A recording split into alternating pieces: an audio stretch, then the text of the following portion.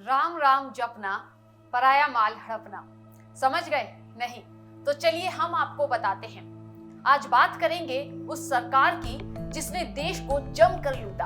एक बार फिर राहुल और सोनिया गांधी को नेशनल हेराल्ड घोटाले में ईडी का नोटिस मिला है, जिसने दिल्ली के 45 डिग्री तापमान की गर्मी को सियासी गर्मी के सामने पानी मांगने पर मजबूर कर दिया है।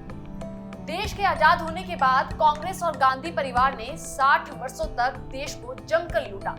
कांग्रेस की सरकार के तहत हुए घोटालों की सूची इतनी लंबी है कि कभी खत्म ही नहीं हो सकती। Agusta Westland scam, National Herald घोटाला, जमीन घोटाला, ना जाने कितने ऐसे स्कैम हैं जो कांग्रेस के शीर्ष नेतृत्व से जुड़े हैं। ये सारे के सारे मामले सोनिया गांधी, राहुल गांधी, दिवंगत राजीव गांधी, रॉबर्ट वाड्रा जैसे नामों से सीधे सीधे जुड़े हैं। एक एक करके हम आपको घोटालों की सरकार के घोटाले बताते हैं जो देश के प्रधानमंत्री बनने का सपना देखते हैं। यह है कांग्रेस के घोटालों की सूची जो अपने आप को भारत की जनता का रक्षक कहते हैं। और ये है रक्षक कैसे बने हुए हैं भक्षक, जरा देखिए इसकी असलियत। आपके सामने इस वक्त जो सूची है ये कोई आम सूची नहीं है, बल्कि इस सूची में कांग्रेस के द्वारा किए गए सारे घोटालों का ब्यौरा है। सबसे पहले बात करते हैं वर्ष 1987 की, जब बोफोर्स तोप घोटाला हुआ जो कि पूरे 960 करोड़ का हुआ था। शेयर घोटाला 5000 करोड़ का। उसके बाद कॉबलर घोटाला 1000 करोड़ का। बिहार भूमि घोटाला 400 करोड़ का। स्टैंप घोटाला 20,000 करोड़ का। बिहार बाढ़ आपदा घोटाला 17 करोड़। सत्यम घोटाला 8,000 करोड़। 2G घोटाला 1,76,000 करोड़। कोयला घोटाला 1.86 लाख करोड़ रुपए। और फिर टाटा ट्रक घोटाला 14 करोड़ रुपए।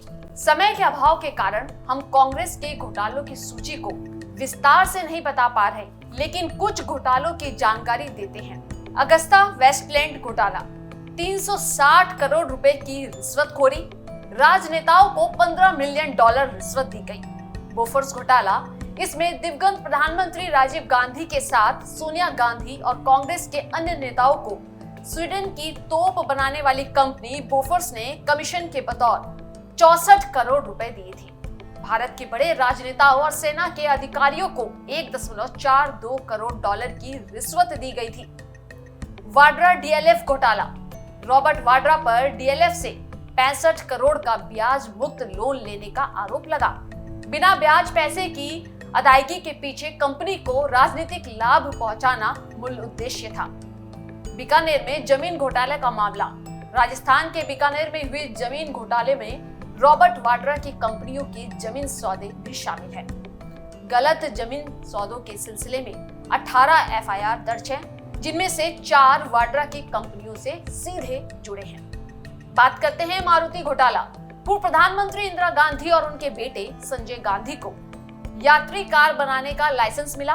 वर्ष 1973 में सोनिया गांधी को Maruti technical services private limited का एमडी बनाया गया। हालांकि सोनिया के पास इसके लिए जरूरी तकनीकी योग्यता नहीं थी। बताया जा रहा है कि कंपनी को सरकार की ओर से टैक्स, फंड और कई तरह की छूटें मिली थी। अब बात करते हैं मुंदड़ा स्कैंडल। कलकत्ता के उद्योगपति हरिदास मुंदड़ा को स्वतंत्र भारत के पहले ऐसे घोटाले के तौर पर याद किया जाता है। इसके छींटे प्रथम प्रधानमंत्री जवाहरलाल नेहरू पर भी पड़े। दरअसल 1957 में मुंदड़ा ने LIC के माध्यम से अपनी 6 कंपनियों में 12 करोड़ 40 लाख रुपए का निवेश कराया था। घोटाले यही नहीं रुकते, अभी तो घोटालों की पिक्चर बाकी है। अब जरा इस घोटाले के बारे में जान लीजिए, जिसकी वजह से प्रवर्तन निदेशालय ने राहुल और सोनिया गांधी को नोटिस भेजा है। National Herald scandal. राहुल और सोनिया हाजिर हो। 1938 में नेहरू ने एसोसिएटेड जर्नल लिमिटेड कंपनी बनाई। नेशनल हेराल्ड अखबार निकालती थी ये कंपनी, और वर्ष 2018 में बंद हुआ नेशनल हेराल्ड का प्रकाशन।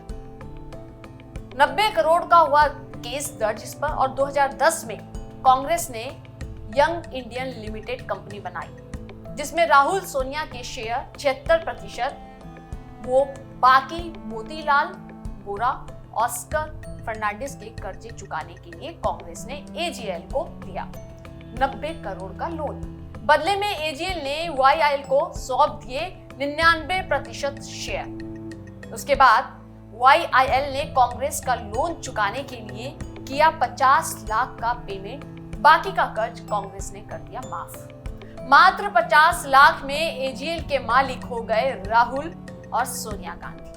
देश भर में 2000 करोड़ से ज्यादा की है एजीएल की संपत्ति। मान गए क्या गजब का गुना भाग किया माँ बेटी की जोड़ी ने, जो इन्हें यकीनन विरासत में मिला है। इतना दिमाग अगर भारत और भारत के लोगों की तरक्की में लगा दिया होता तो आज का भारत बहुत पहले ही आत्मनिर्भर बन गया होता। लेकिन इन लोगों का लक्ष्य तो सत्ता की आड़ में खुद को आत्मनिर्भर बनाना और देश और जनता को लूटना था।